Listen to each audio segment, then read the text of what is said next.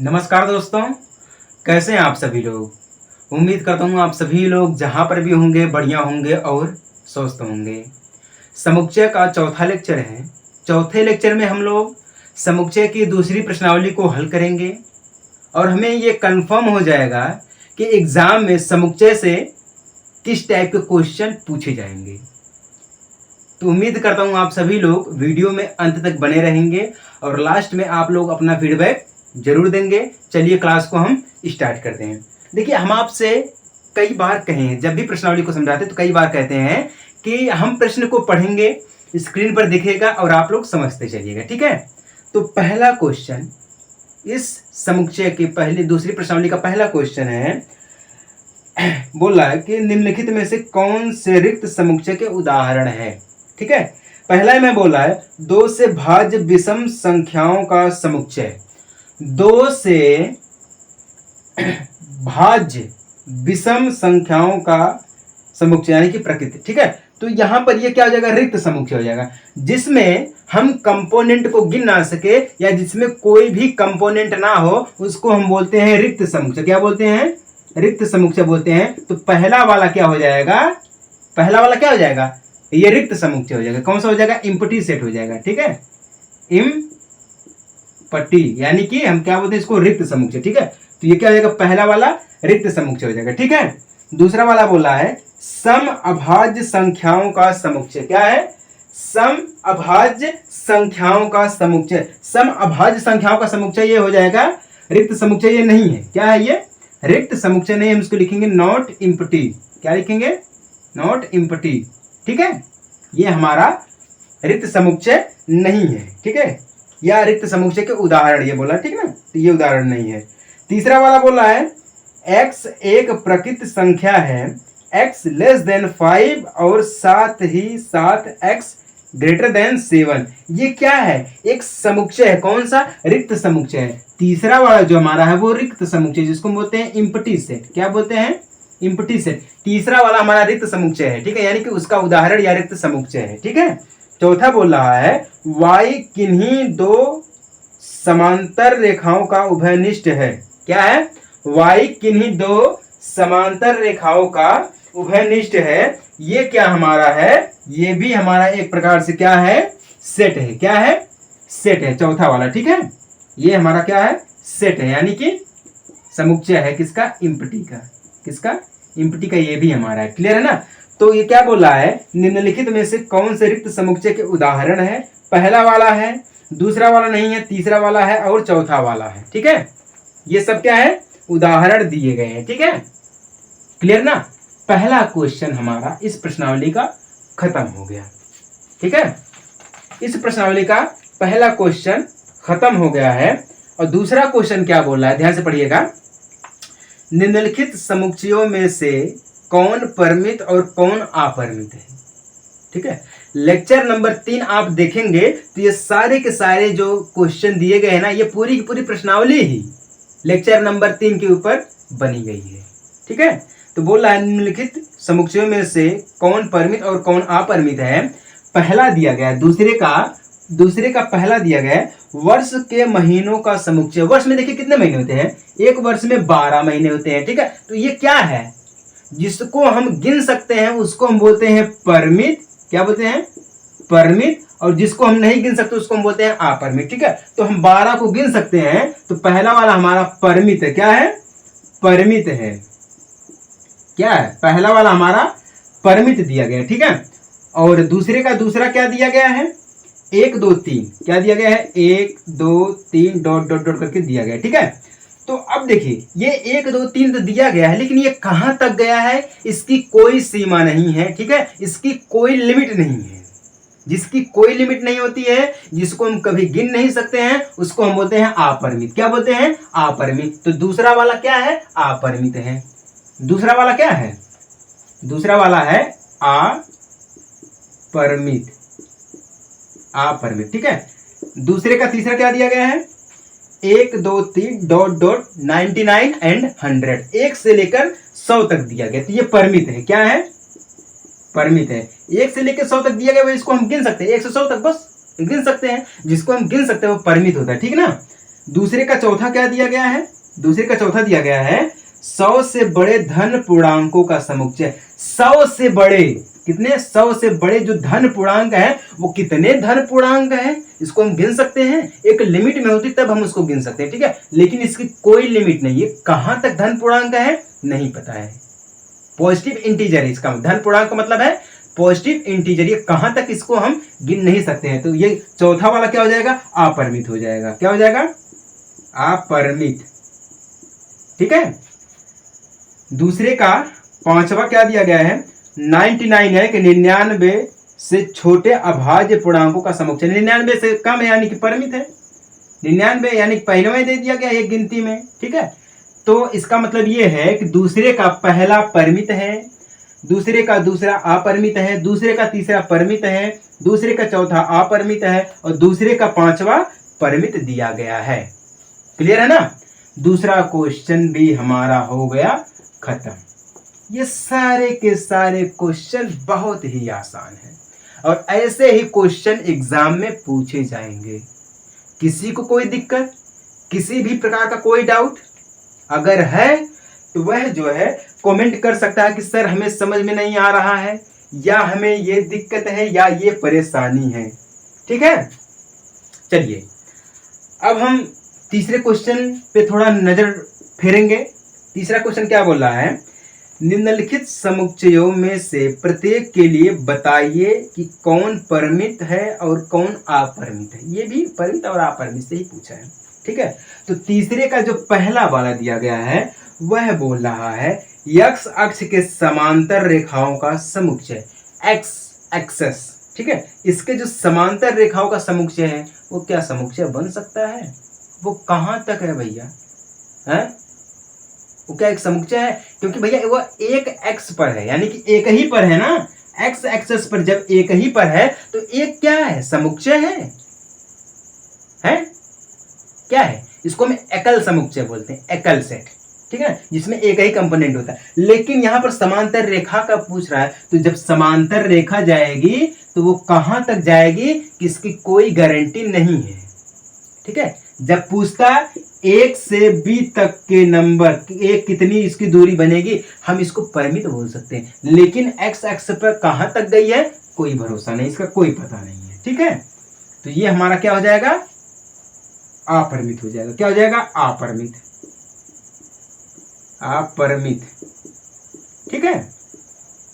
तीसरे का दूसरा ये बोला है अंग्रेजी वर्णमाला के अक्षरों का समुच्चय। अंग्रेजी वर्णमाला में कितने अक्षर होते हैं? 26। कितने होते हैं? 26। हम इसको गिन सकते हैं, तो ये क्या हो जाएगा? परिमित हो जाएगा। क्या हो जाएगा? ये परिमित हो जाएगा। क्लियर है? चलिए तीसरे का तीसरा देखते हैं हम। तीसरे का तीसरा बोल रहा है उन संख्याओं का समुच्चय जो 5 के गुणज है।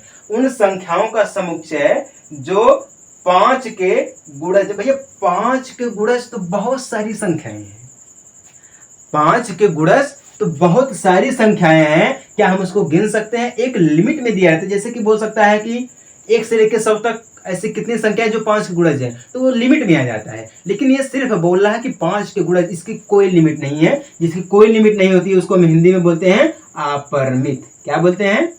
अपरिमित, ठीक है। तीसरे का चौथा दिया गया है पृथ्वी पर रहने वाले जानवरों का समुच्चय। पृथ्वी पर कितने जानवर रहते हैं? कितने जानवर रहते हैं पता है? नहीं पता है? नहीं पता है। लेकिन इतना तो हम ये बता सकते हैं कि ये हाथी है, ये शेर है, ठीक है, ये लोमड़ है, ठीक है, और भी बहुत सारे जानवर है, तो हम इसको बता सकते हैं, ठीक है। तो पृथ्वी पर जितने भी जानवर रहते हैं उनका एक संग्रह बनता है, ठीक है, उनको हम गिन सकते हैं, तो हमारा परिमित में आ जाएगा। किस में आ जाएगा? परिमित में आ जाएगा, ठीक है। और तीसरे का पांचवा ये क्या बोल रहा है? मूल बिंदु 0 से होकर जाने वाले वृत्तों का समुच्चय, ठीक है। 0 से यानी कि 0 पॉइंट से, यानी कि 0 से 0 होकर जाने वाले वृत्तों की संख्या। भैया ये 0 से 0 इसकी कोई गिनती नहीं है। जब 0 से 0 है तो अपरिमित है। क्या है? अपरिमित है, ठीक है। जब 0 से 0 है ये तो अपरिमित है, ठीक है। तो तीसरे वाले का पहला अपरिमित, तीसरे का दूसरा परिमित, तीसरे का तीसरा अपरिमित, तीसरे का चौथा परिमित, तीसरे का पांचवा अपरिमित। क्लियर है? किसी को और कोई दिक्कत? बस इतना ही दिया गया है। अगर आप लोग ना हमारा तीसरा लेक्चर पढ़ेंगे तो उसमें ये क्लियर हो जाएगा कि जो दूसरी प्रश्नावली है वो बहुत ही आसान है और बहुत ही छोटी, उसको हम कम शब्दों में लिख सकते हैं। ठीक है? ऐसा क्वेश्चन, ऐसा हमारा एक्सरसाइज है ये दूसरा वाला। चलिए चौथा क्वेश्चन देखते हैं।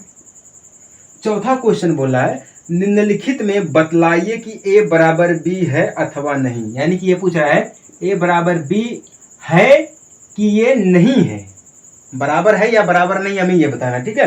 तो पहले में दिया गया है, पहले में दो समुच्चय हमारे पास दिए गए हैं। ए में दिया गया है, समुच्चय ए में दिया गया है A B C D, A B C D. ठीक है? और पहले के समुच्चय बी में दिया गया है B C D, D C B A. तो ये क्या है? ये दोनों बराबर है। हम आपको बोले हैं कि कंपोनेंट जो है यानी कि अवयव जो है वो आगे पीछे करके लिखे जा सकते हैं, उससे में नहीं मतलब है, लेकिन रहने चाहिए। ठीक है? तो ये चौथे का पहला जो है ना वो बराबर है, क्या है? a इक्वल बी है। ठीक है? चौथे का जो है पहला क्वेश्चन है वह बराबर है। ठीक है? दूसरा क्वेश्चन क्या बोला है? देखिए इसमें दिया गया है a में 4 8 12 16, क्या दिया गया है? 4 8 12 16। ठीक है? और बी में क्या दिया गया? 8 4 16 18, 8 4 16 18 दिया गया। ठीक है? तो ये क्या है? 18 यहाँ पर अलग हो गया है। ठीक है? 18 अलग हो गया है, तो जब ये 16 है 12 की जगह पे 18 कर दिया है, तो ये क्या है? दूसरा वाला जो है, दूसरा वाला जो है A not is equal to B, यानी कि यह एक दूसरे के बराबर में नहीं है। हम इसको लिखेंगे ए नहीं है। ठीक है? ए बी बराबर नहीं है। ठीक है? तीसरा वाला क्या बोला है? तीसरा वाला बोला है ए में, ठीक है, तीसरे में ए बोला है 2 4 6 8 और 10। ठीक है? ये बोल रहा है। बी में बोल रहा है, तीसरे के बी में बोल रहा है एक्स धन पूर्णांक यानी कि पॉजिटिव इंटीजर है जो कि x लेस देन इक्वल 10। ठीक है? तो आप ये बताइए जब ये पॉजिटिव इंटीजर यानी कि सम धन पूर्णांक है तो 2 4 6 8 10 ये सब क्या है? यही है ना, धन पूर्णांक है। तो तीसरा वाला जो है वो a इक्वल b है। तीसरा वाला क्या है? वो दोनों आपस में समुच्चय बराबर दिए गए हैं। ठीक है? क्या है? बराबर दिए गए हैं। ठीक है? चौथे का चौथा हम लोग देखते हैं। चौथे का चौथा बोला a में x संख्या 10 का एक गुणज है। ठीक है? बी में बोला है 10 15 20 25 30 डॉट डॉट करके दिया। जहां पर डॉट डॉट लग जाएगा तो वो समझिए अपरिमित है। जब वह अपरिमित है वह बराबर नहीं हो सकता है। ठीक है? चौथे का चौथा जो है वो a not is equal to b, वो दोनों समुच्चय आपस में बराबर नहीं है। जहां पर डॉट डॉट लग जाएगा वह आपस में बराबर कभी नहीं हो सकता है। ठीक है? जहां पर डॉट डॉट लग जाएगा वह आपस में कभी बराबर नहीं हो सकता है। क्लियर है? चलिए चौथे का सभी क्वेश्चन खत्म हो गया है कि नहीं है? यानी कि दूसरी प्रश्नावली के 4 क्वेश्चन को हमने सॉल्व कर दिया है और बहुत ही आसान भाषा में। देखिए एग्जाम्पल भी मैं दे रहा हूं, क्वेश्चन भी है, आंसर भी है और साथ ही साथ एग्जाम्पल भी है। ठीक है? पांचवा क्वेश्चन क्या बोल रहा है? पांचवा क्वेश्चन है क्या निम्नलिखित समुच्चय युग्म समान है? कारण सहित बताइएगा। इसमें बोला है कारण भी इसका बोला है। ठीक है? ए में पांचवे के ए समुच्चय में दिया गया है 2 3, क्या है? 2 3। ठीक है? बी में दिया गया है, समुच्चय बी में दिया गया है एक्स समीकरण, क्या दिया गया है? एक्स इक्वेशन दिया गया है, वो क्या दिया गया है? एक्स स्क्वायर प्लस 5x, ठीक है, प्लस 6 इज इक्वल टू 0। ये बोला है का हल है, यानी कि ये 2 3 जो है वो इस समीकरण का हल दिया गया है। 2 3 इस समीकरण का हल दिया गया है। क्या आप ये बताइएगा कि क्या ये समान है कि ये समान नहीं है? आप हमें बताइएगा कि क्या ये समान युग्म है या समान युग्म नहीं है? समुच्चय युग्म का समान है? हाँ जी, ये समान नहीं है। अब बहुत लोग ये कहेंगे कि सर ये तो गुणज है ना, ये काटेगा ना, 2 3 3 दूना 6, ये तो काट देगा। नहीं, यहाँ पर ये बोला है समुच्चय की बात कर रहा है। समुच्चय युग्म समान इसका है कि नहीं है, तो इसका समुच्चय युग्म समान नहीं है।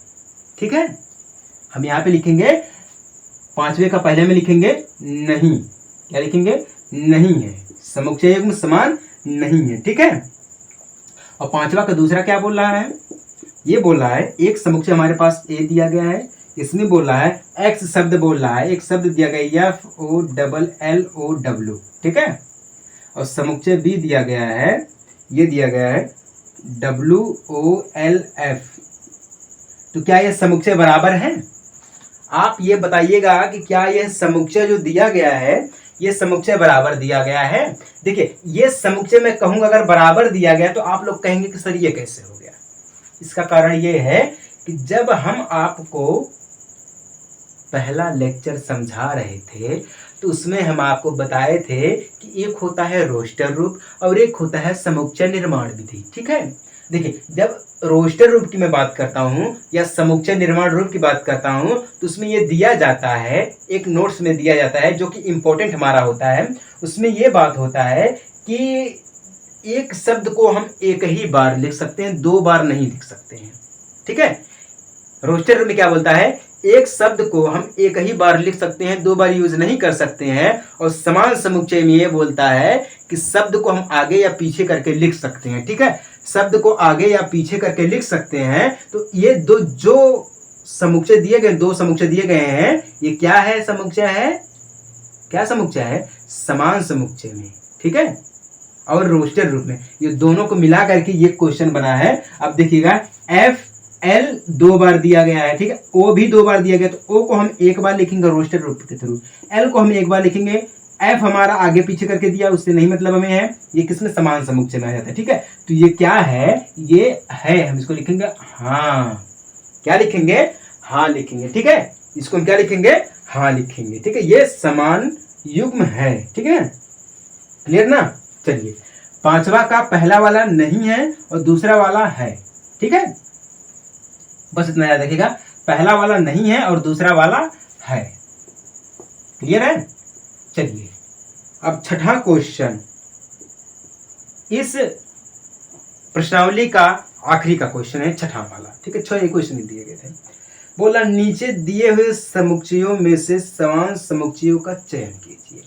समान समुच्चय में बताना है, A = समुच्चय में दिया गया है 2 4 8 12 दिया गया है। ठीक है, B समुच्चय दिया गया है, इसमें दिया गया है 1 2 3 4 दिया गया है। ठीक है, C समुच्चय दिया गया है, इसमें दिया गया है 4 8 12 14 दिया गया है। ठीक है, एंड D समुच्चय दिया गया है, इसमें दिया गया 3 1 4 2। ठीक है, उसके बाद E समुच्चय दिया गया है, इसमें -1 1 -1 और 1। ठीक है, उसके बाद F समुच्चय दिया गया है A 0, ठीक है, या 0 A। उसके बाद G समुच्चय दिया गया है, इसमें 1 -1। ठीक है, फिर H समुच्चय दिया गया है 0 1।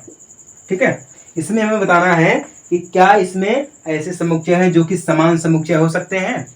समान समुच्चय इसमें कुछ दिख रहा है आपको, है, देखिए, ए में दिया गया है 2 4 8 12। अब ऐसे हम ऐसे समुच्चय को खोजेंगे जो कि ये सभी के सभी कंपोनेंट उस समुच्चय में उपलब्ध हो। ठीक है, 2 4 8 12, इसमें 1 2 3 4, इसमें 4 8 12 4 8 12, ये तो 3 मिल गए, लेकिन 2 नहीं, इसमें 14 दिया गया, ये तो नहीं हो सकता है। ठीक है, AC नहीं हो सकता है, AB नहीं हो सकता है, AD भी नहीं हो सकता है, AE AF भी नहीं, AG और AH भी नहीं हो सकता है। ठीक है, तो एक खत्म हो गया, ये खत्म, ये नहीं हो सकता है, इसमें से कोई इसका समान समुच्चय नहीं है। ठीक है, B को देख लेते हैं, B में दिया गया 1 2 3 4। ठीक है, 1 2 3 4, ये भी नहीं है, इसमें 3 1 4 2। ये देखिए, B = D, ये क्या है, दोनों समान समुच्चय हैं।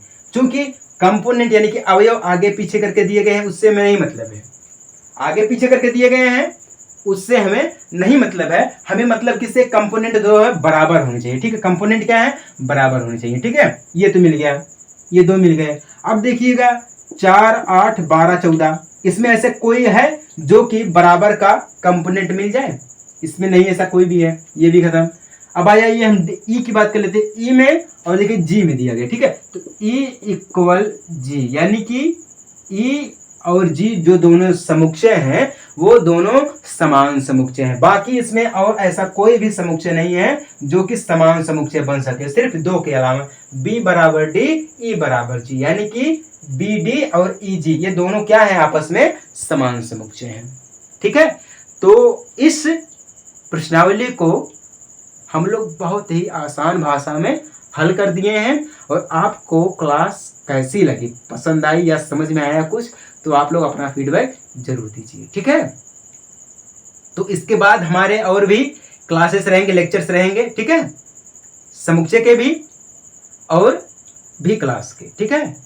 तो चलिए मिलते हैं हम आपसे अपने अगले लेक्चर में एक छोटे से ब्रेक के बाद। तब तक के लिए जय हिंद, वंदे मातरम।